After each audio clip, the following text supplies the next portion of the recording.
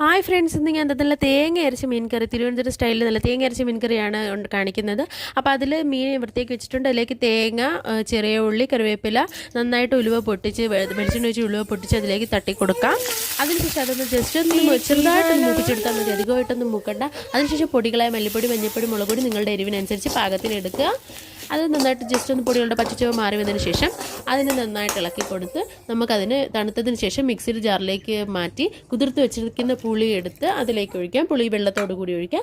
എന്നിട്ട് അതിന് നല്ല പേസ്റ്റ് രൂപത്തിൽ അരച്ചെടുത്ത് കഷ്ണങ്ങളിലേക്ക് ഒഴിക്കാം. എന്നിട്ട് കുറച്ച് വെള്ളം കൂടെ ഒഴിച്ച് ഞാൻ മുരിങ്ങക്കോലും പച്ചമുളകും വൃത്തിയാക്കി അതിനെ ഇട്ട് കൊടുത്തിട്ടുണ്ട്. കഷ്ണങ്ങളാക്കി കുറച്ച് ആവശ്യത്തിന് ഉപ്പും ഇട്ട് അതിനെ നമുക്ക് അടുപ്പിലേക്ക് മാറ്റാം. കലക്കി വെച്ച് അടുപ്പിലേക്ക് മാറ്റാം. അതവിടെ നിന്ന് തിളയ്ക്കും. നല്ല ഗുമാന്ന് തിളയ്ക്കുന്ന അതിലേക്ക് നമുക്ക് ആവശ്യത്തിന് വെളിച്ചെണ്ണ ഒഴിച്ച് കൊടുക്കുക ലാസ്റ്റ് ഘട്ടത്തിൽ. എന്നിട്ട് കറിവേപ്പില ഒഴിച്ച് നമ്മളുടെ മീൻ കറി റെഡി. നല്ല ടേസ്റ്റി ആയിട്ടുള്ള. അപ്പോൾ ഇഷ്ടപ്പെടുകയാണെങ്കിൽ എൻ്റെ ചാനൽ സബ്സ്ക്രൈബ് ചെയ്യാൻ